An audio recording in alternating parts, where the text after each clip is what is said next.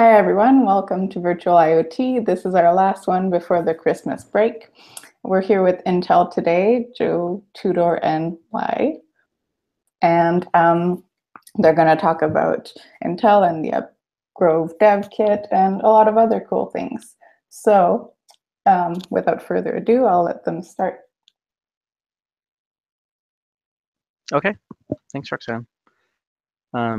So my name is Joe Butler. I am a product manager here at Intel. I'll let Y and Tudor go ahead and introduce themselves. Hey everyone, this is Wylan Poon. I also work at Intel with Joe, and I am a product manager as well, and we focus on IoT developer experience. Up to you, Tudor. Thank you, Y. Hello, everyone. I'm Tudor Panu, and I'm a technical lead and software engineer with Intel. I've been with them for a little over 3 years, and I focus mostly on IoT and developer products. Thanks. So today we're going to talk to you about our IoT Developer Program, and we'll cover our hardware abstraction libraries, and then we'll show you a really cool demo at the end. So let me go ahead and share my screen. And these slides will also be distributed, so don't worry if you can't catch everything. All right, so you should see my screen now. Let me go down here. So about our developer program. So really about helping developers get from prototype all the way to deployment. So we offer a solution kind of at every stage of this journey, as you can see. So for example, for exploring and prototyping, we have developer kits and easy to use sample code. For transitioning to productization, we have SDKs, we have middleware libraries, we have cloud connectors.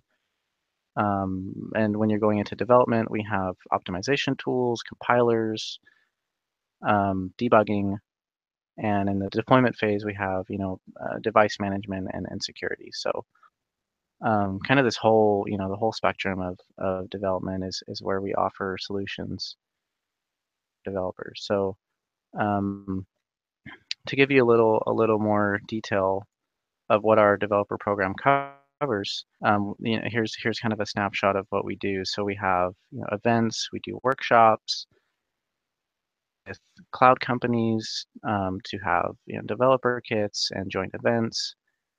We offer SDKs for computer vision, sensors. We have IDEs, as well as a breadth of hardware to choose from. So it's really a full range of solutions. And you can find us on our website here, software.intel.com/IoT. Kind of what we have in terms of the industries that we cover. The reference implementations that we have, code samples, dev kits, etc. So you can check that out. So we recently launched a new dev kit called the Up² Grove IoT Development Kit, a collaboration between several companies. So Intel, Arduino, Seed, Canonical, Aeon, and it's really a powerful kit that it's really easy to get started, and it gives you like a whole range of options. The Up² board itself has tons of connectivity, from like a Raspberry Pi header to dual Ethernet port, SATA port, PCIe, M.2, USB 3. I mean, the thing's really loaded. So the board itself with this Grove adapter and sensors. And if you want to find out more, you can go to this link and you can check out the kit. It's really a powerful like single board computer. So it runs Ubuntu 16.04. It's great for like you could use it as for example, like in a kiosk, right, where you need a screen because it has HDMI. Might need some processing power, kind of intense computing tasks, maybe, around computer vision, maybe signal processing, possibly machine learning. So here's the link. You can come check it out. And with this kit, we also worked with Arduino to create, I guess, support this kit in Arduino Create, which I'll get to a little bit later. One of the great things about this kit as well is that you can take it and you can go from a prototype to a deployment. So you can take the board and you can buy an enclosure that is available on the Upshop, and you can add connectivity. So you can add like a 3G or a LoRa connector adapter, and then you can go and put it in the field, and have a deployable solution. And if you're looking for something more, you can work with these companies, right? These third-party companies, Seed and Aeon and Ubuntu for hardware customization or OS to really scale your solution.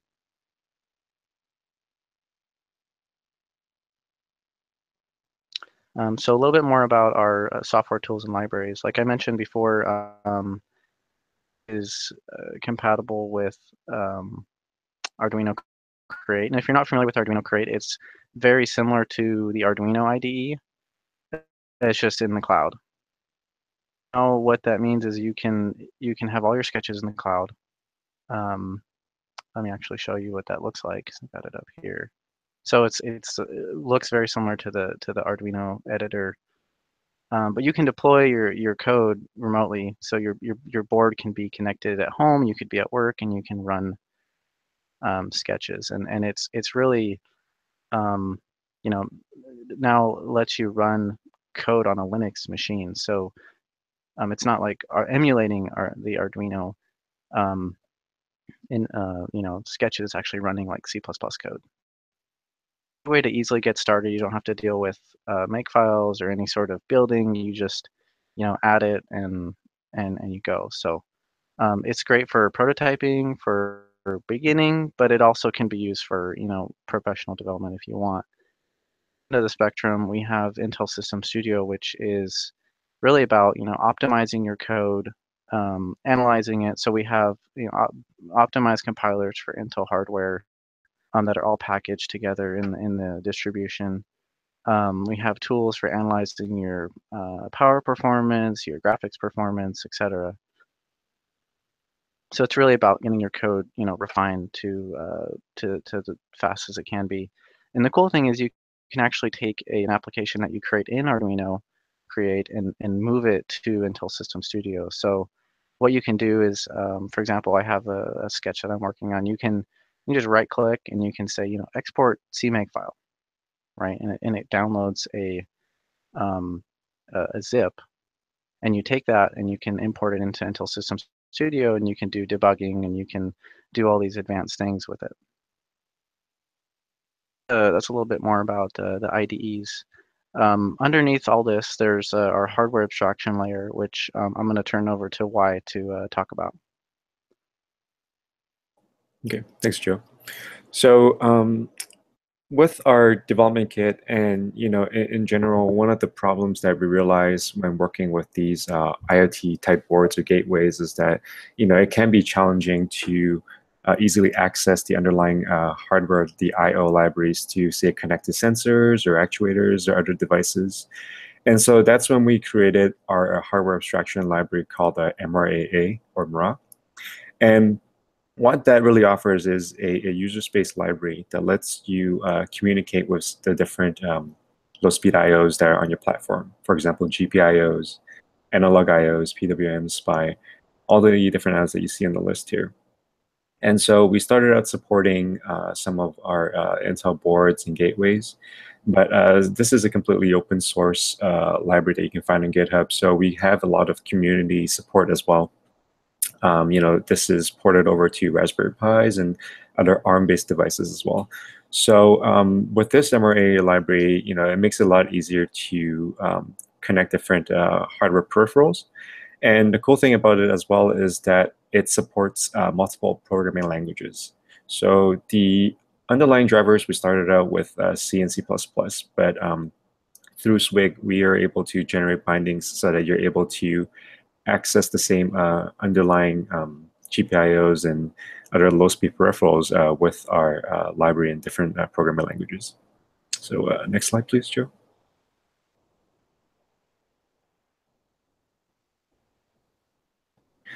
So being able to access the underlying I/O is very helpful to communicate with your devices, but we really want to take that one step further and let you connect different sensors and actuators easily with a standardized API without having to read through all the data sheets and figure out how to use a particular sensor.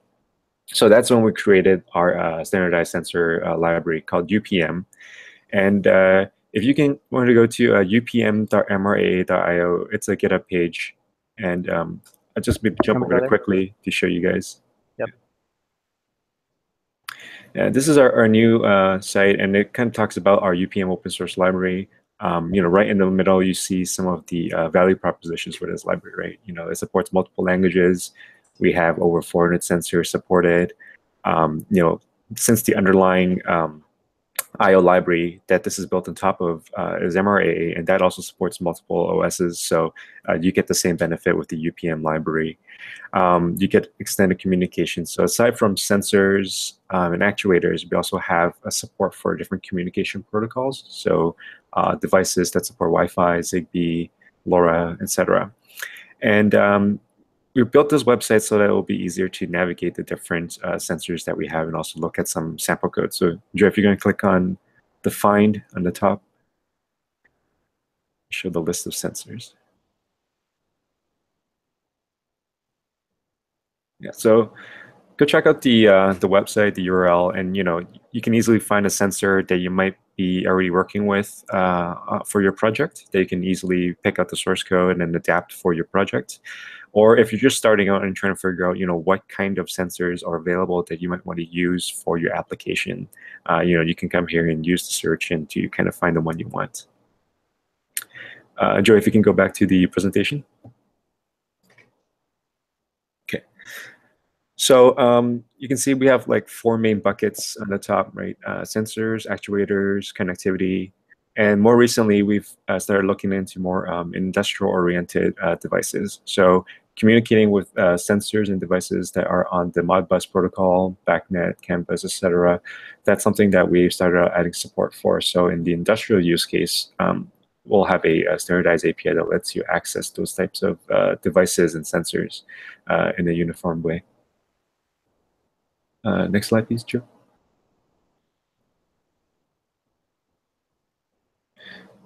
So one thing we're really trying to do with this library is to make it more ubiquitous and easy to use. So we have support for a lot of different Linux distributions, whether you're working on Ubuntu or RTOS like Zephyr, or even Android things. We have the support for MRAA and UPM libraries with these OSs. So you can choose the platform that you like, and then start developing, and you'll have the same set of APIs that you are familiar with. So this is completely cross-platform compatible. The language support, as I mentioned earlier, we started out with C and C++ for the underlying drivers, but we have bindings in Java, Node.js, Python.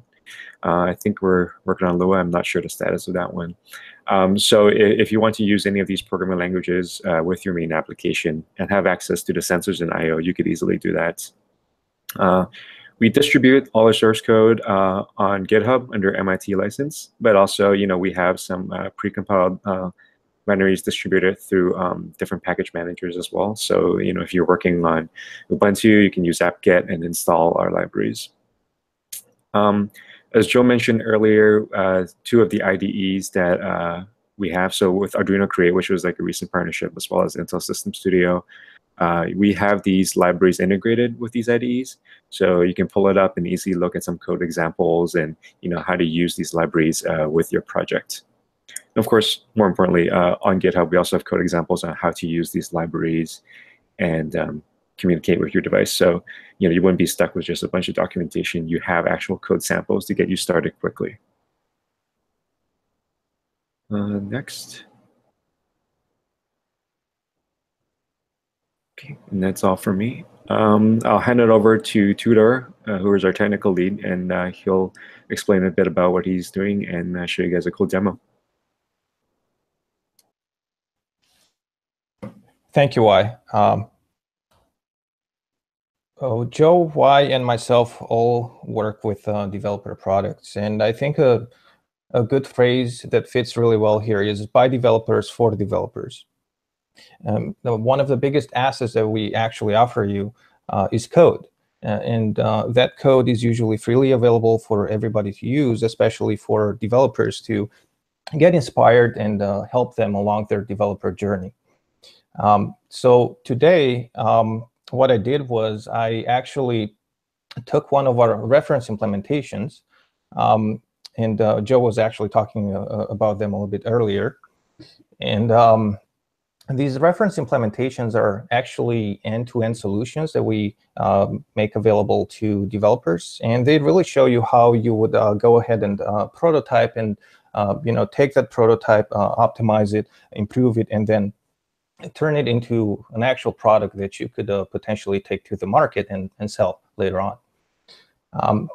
The reference implementation I chose was face access control.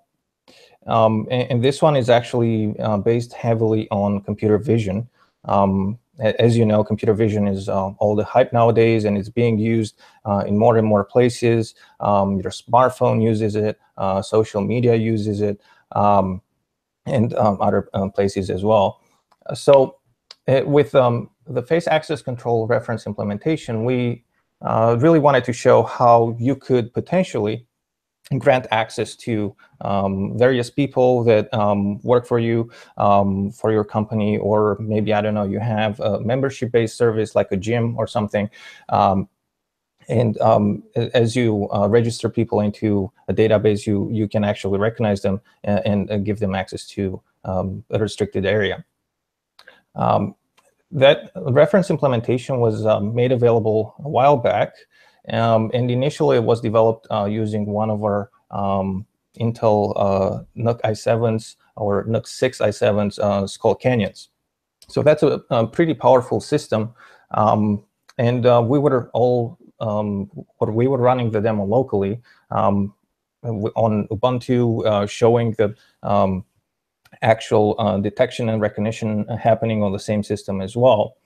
And for today, I actually wanted to modify the demo a little bit because really I saw that there were some shortcomings to it, in the sense that we show you how to do the computer vision part of it, and also how you would send that data and present it through a web interface, but there were no sensors or actuators involved. So realistically, if you wanted to deploy this in the field, you would want to connect maybe, I don't know, a solenoid of some sort that would unlock and lock a door. Maybe you want to have a motion sensor to control the video stream coming from the camera and things like that. So what I did was I took one of the upsquared boards and I said, well, if it's running on the Skull Canyon, I'm pretty sure I can get it to work on the upsquared as well. And it does. However, I did have to modify it a little bit. So the upsquared comes with, from the developer kit, it comes with Ubuntu server, 1604. And as you know, Ubuntu server actually is a console-only style interface, but it's easy to install the Ubuntu desktop if you want. And the upsquared is actually has no issues handling that. And we were mentioning earlier that you could actually you have an HDMI port available that you could plug into a monitor and use that. But really, not only that it comes with Ubuntu server, you also get a few libraries to get you started, including MBrand-UPM. However, I did want to use some of the latest features that we added to the AMRA library, and that's support for our built-in GPIO LED driver. And that actually allows you to control the 4 LEDs that are on the upsquared board as well. And unfortunately, that's the only way you can access them. So in order to do that, you would have to wipe out the MRAR library that's pre-installed and then just download the latest and greatest and build it from source. But that's pretty straightforward and well documented. So I'm pretty sure anybody could do it. For face access control, I just had to essentially copy the code from GitHub, where we made it available, followed the setup instructions, installed Intel's computer vision SDK. I've also included the links here. You can refer to them later, where to get the code. There's also a presentation video about it. And this is how it works. Joe, actually, I think it's OK if we move on to the next slide. Yeah. Okay. The demo has two big components. One of them is the computer vision service. It was written in C++, and that's the one that I'm actually showing on this slide.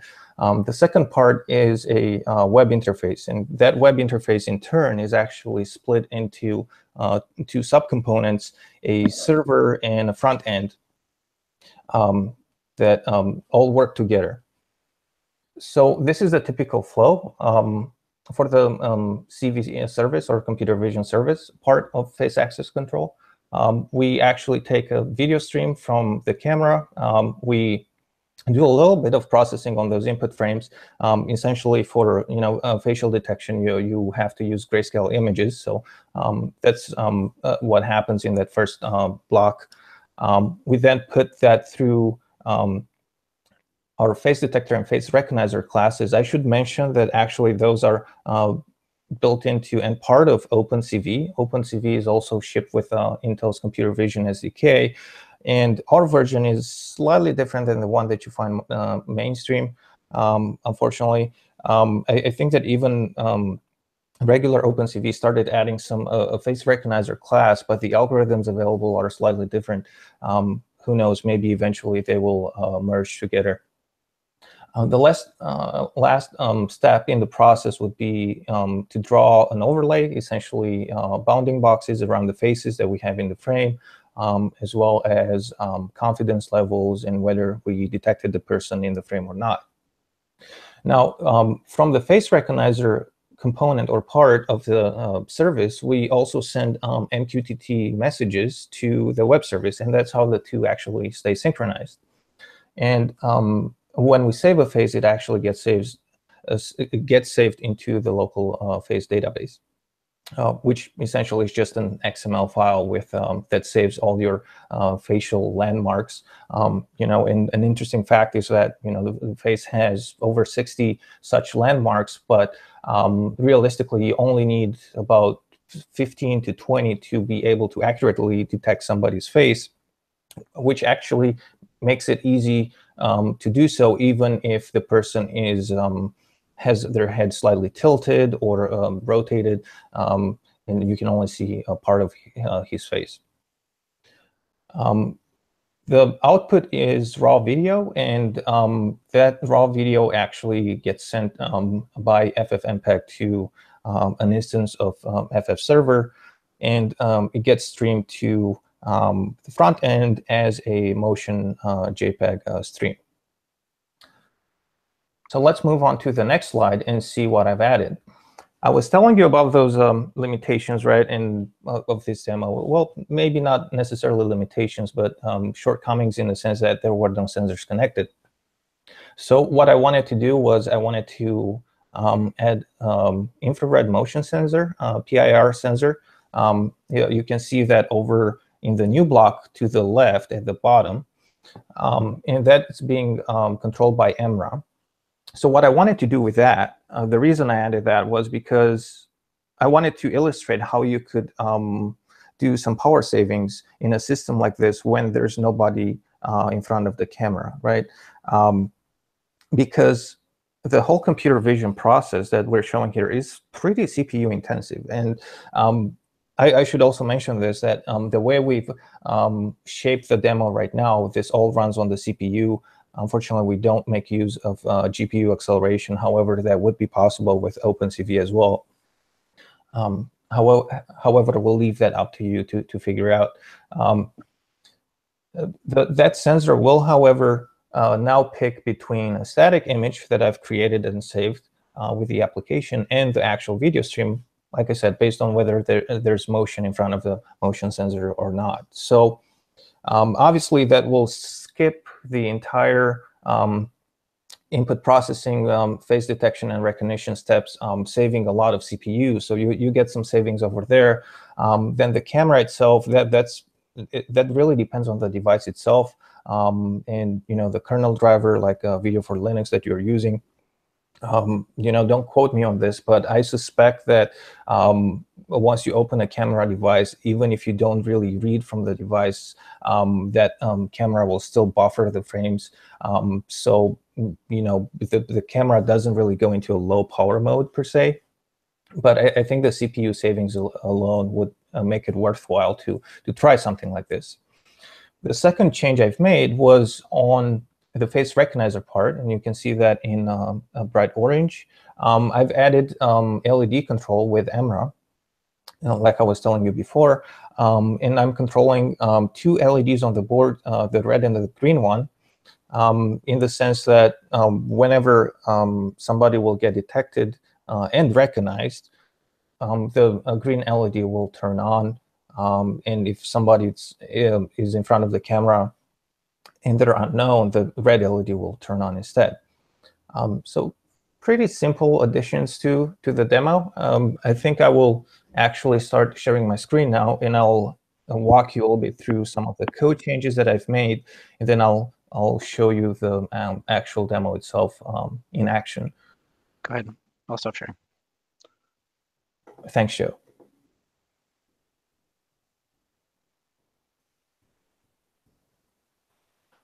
So I've pushed my code changes to GitHub on a separate branch. So this is now available as well. This is in our reference implementation repository, and the branch name is up2. A couple of things I had to change, and I was saying this before, the web service was actually running locally when we had this demo running on the Skull Canyon. However, I wanted to stream this over the network just to alleviate some of the pressure off of the up2 board.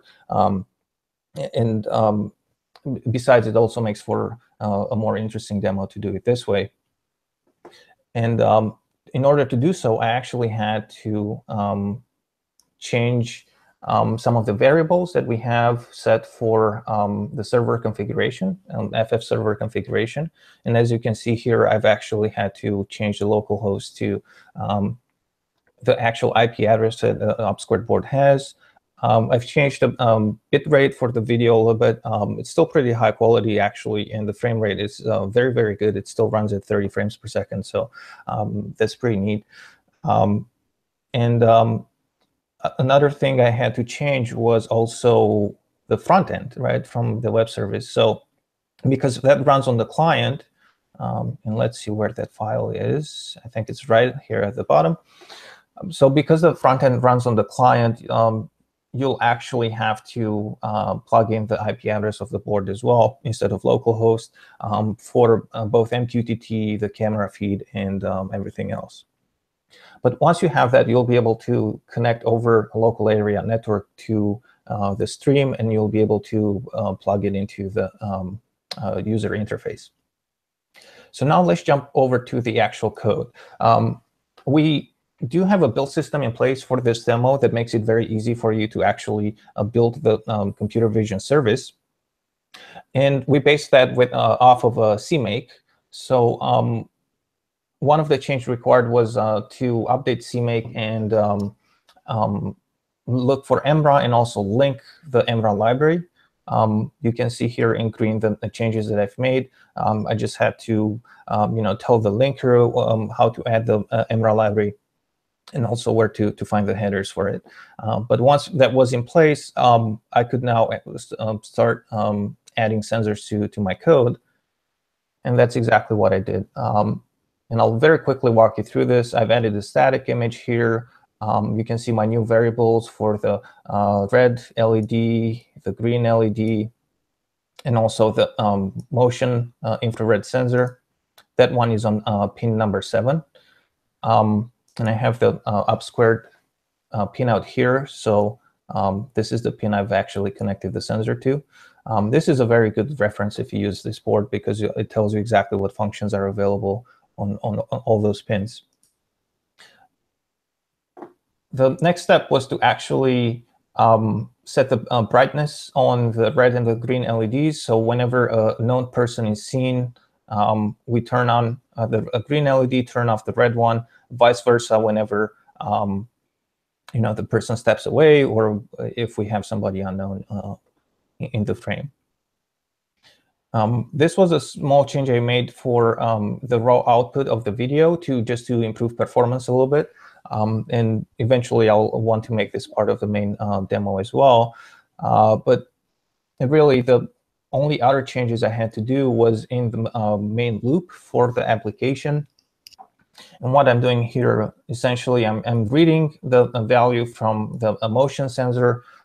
If it's on, it means that somebody was or still is in front of the camera recently. In that case, I actually go through the entire flow of looking for faces, recognizing them, drawing the overlay and such. If there's nobody in front of the camera, then I'll just show the static image that I've added in place.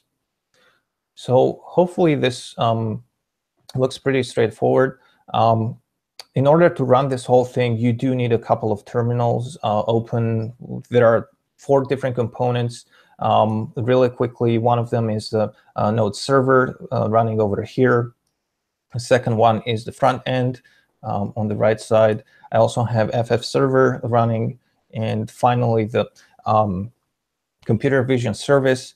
And if you look at the stats at the bottom, you'll see that it's right now pushing the 34 frames per second at a very high quality. And the bit rate is also 2 megabits per second. So it's pretty low and reasonable. So let's go ahead and check out the user UI. And I have that guy right over here, as well as my second camera setup. This one's pointing straight to the board, so you can see the up squared board. I have the motion sensor right here. The red and the green LEDs are over on this side. They're kind of like hidden under the Ethernet ports, so might not be very visible, but you can see the reflection on my desk, hopefully. So we'll see how that works. And this is the video stream from the camera, and as you can see, it's very, very responsive. As I move into the frame, it's immediately detecting my face. However, right now I'm not registered into the database, and hence the LED doesn't change. So let's go ahead and do that really quick. I will switch to the new tab here and register a new profile. And as you can see, the tag changed from unknown to person 1. I will quickly put in my name here, and this will add me to the list. So if we go back to the video stream, when I move into the frame, you can see now it's detecting me. And if we switch over to my second camera, you can see the green LED being lit. And as I move away from the camera, it turns that off and turns on the red LED. So we can do that a couple of times, just so that you see how this new code runs. And immediately you can see a shortcoming of this as well. This is pretty much all instant, right? So if you imagine if this was on a hallway and the door was a couple of feet away from me, by the time I would move out of the frame, the door would lock on me. So you would probably want to add a timer to this and keep that door open for a little bit when you detect somebody, right? And the second part of it was the motion sensor. So I'm going to try and move away from it and sit still for a second or two. the video stream should actually switch to the static image any second now. There we go. And then as I put my hand in front of it, it starts resuming the video stream where it was. The timer on the sensor is adjustable. I could, potentially make it a little bit more responsive. I can adjust the sensitivity as well, but I found the current settings to work quite well.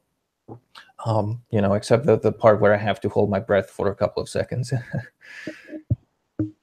But essentially, this is it for the demo. Now you basically saw all the code changes in action as well. This is all running on the UP2 board. It's being streamed over to my desktop computer. You can also see the Skull Canyon that we used initially here on the desk. And as far as the user interface goes for the face access control, we also have a nice analytics tab here that shows you the counts for how many people were detected and whether they were known, they had a known clearance type or such. We also have a history log here. So and let me just add, Tudor, real quick, that this whole UI is included in the GitHub repo, right? You can download the whole thing and recreate it and modify it. That's absolutely right, Joe.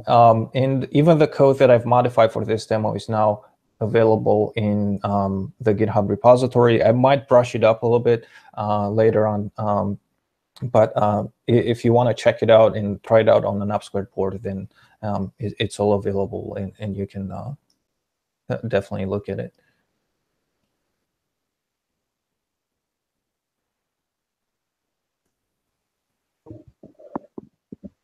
Thanks.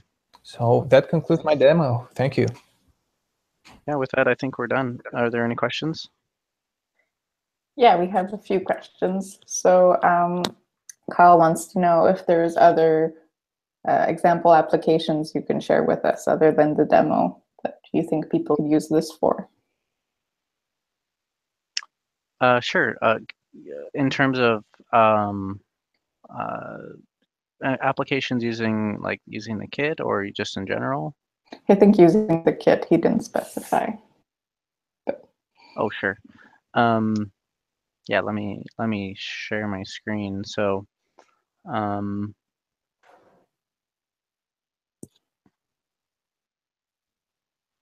you see my screen?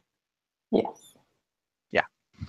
So we've got on the page of the kit, you'll find some more. We have a tutorial on some signal and data processing, so you can find that. So doing basically math signal processing on the board itself, as opposed to sending it to the cloud. We have cloud examples for Azure and AWS.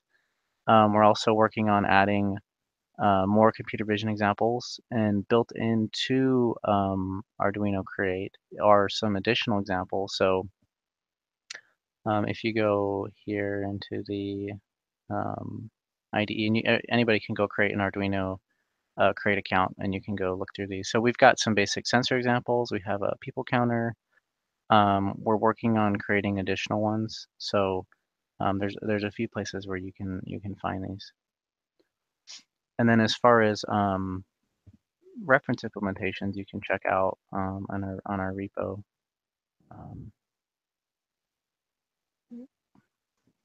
Let me just go to that real quick. So the one that Tudor showed us here under face access, we also have an environmental monitor, transportation solution. We're working on an additional one using people counting, using inference. And so all these would be compatible, like the libraries would all run on this kit using our hardware abstraction libraries. So hopefully that answers the question. And can you send me those links, and I'll add them in the description. Yep. For everyone who's watching, we have another question. Does Azure IoT have shadow devices like AWS IoT? I don't know the answer to that. Why, or Tudor, do you know?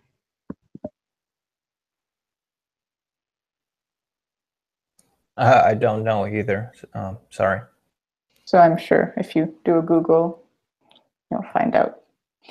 So I think that's all for questions. If we have more questions, I will send them to you by email and we can put them in the comments. I'm just going to share my screen for a second and say that we just announced the top 12 proposals for the Open IoT Challenge. And I want to thank Joe because he's one of our judges, and as well as Intel as a sponsor.